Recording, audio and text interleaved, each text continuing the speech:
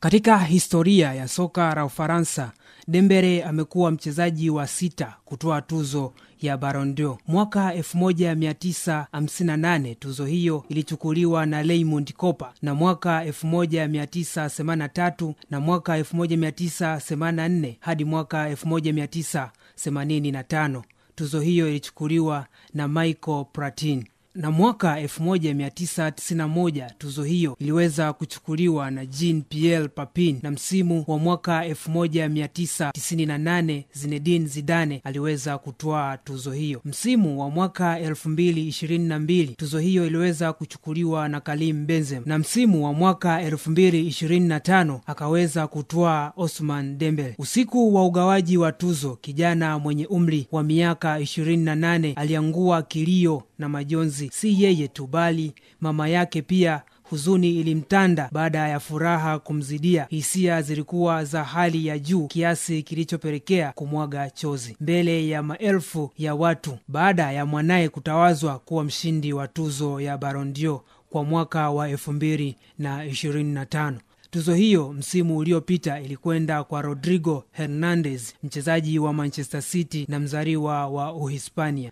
Mnamo mwaka 2004 mpaka mwaka 2015 katika klabu ya Medellin na Lanús, dunia ya soka ilianza kujenga kipaji cha kijana mdogo sana huko Ufaransa, akijulikana kwa jina la Masol Ousmane Dembele, aliyezaliwa mnamo Mei 15 mwaka 1997 katika mtaa wa Vernon, Ufaransa. Baada ya kuchukua makombe 20 na kufunga mabao 5 katika klabu yake ya vijana, Ousmane Dembele karia yake ya soka la wakubwa ilianza msimu wa mwaka 2016 ambapo alijiunga na klabu ya Borussia Dortmund. Hakuweza kudumu sana kwenye kikosi cha Borussia Dortmund, na msimu wa mwaka 2017 Ousmane Dembele alisajiliwa na klabu ya FC Barcelona akitokea katika klabu ya Borussia Dortmund ya Ujerumani kwa ada ya usajili wa paundi milioni 105 kwenda kuziba pengo la Neymar Jr. Msimu wa mwaka 2017, kipindi hicho Neymar alikuwa akiondoka kwenye viunga vya FC Barcelona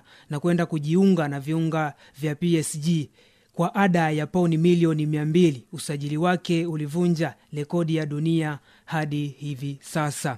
Dembele alijiunga na FC Barcelona kipindi hicho FC Barcelona ikiwa ya moto kweli kweli. Lionel Messi, Luis Suarez, Sergio Busquets, Jordi Alba pamoja na Gerard Pique ikiwa kwenye kiwango bora kweli kweli. Matumaini ya wengi yalikuwa kwa kijana huyu Mfaransa kwenda kuziba pengo lililoachwa na Neymar Jr. ambaye alijiunga na klabu ya PSG. Na msimu wa mwaka 2018 alikuwa sehemu ya kikosi cha timu ya taifa ya Ufaransa kilichotoa ubingwa wa kombe la dunia, pia UEFA Euro 2020, na msimu wa mwaka 2022 walimaliza wakiwa washindani dhidi ya Argentina ambao walikuwa mabingwa wa kombe la dunia msimu huo. Lakini mambo yalikwenda kombo katika maisha yote ya soka kwa Dembele akiwa klabuni hapo. Hakuwa na wakati mzuri kama akili za wengi zilivyomtabilia mengi mazuri na makubwa pindi alipojiunga na klabu ya Catalunya FC Barcelona msimu wa mwaka 2017. Msimu wa mwaka 2017 mpaka msimu wa mwaka 2023 alicheza michezo 127 akifanikiwa kufunga mabao 24. Na msimu wa mwaka 2023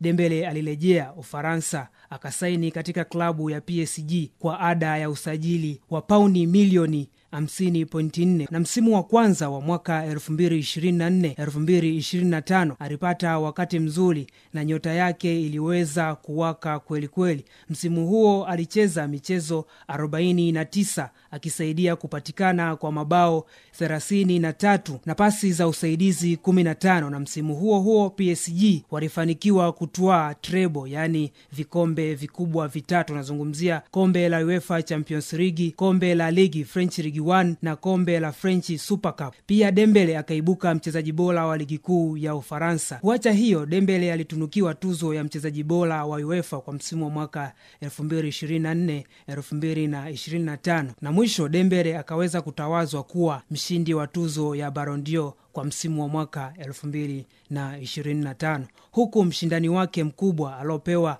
upatu mkubwa wa kushinda tuzo hiyo, kijana mdogo kutoka FC Barcelona Lamine Yamal, akitoa tuzo ya mchezaji bora kinda, huku maoni ya wadau wengi yakiibuka kuwa bwana mdogo alistahili kutoa tuzo hiyo, huku wengi wakienda mbali zaidi na kumpa nafasi Rafinha ambaye anatokea katika klabu ya FC Barcelona kuwa naye alikuwa anastahili kutoa tuzo hiyo.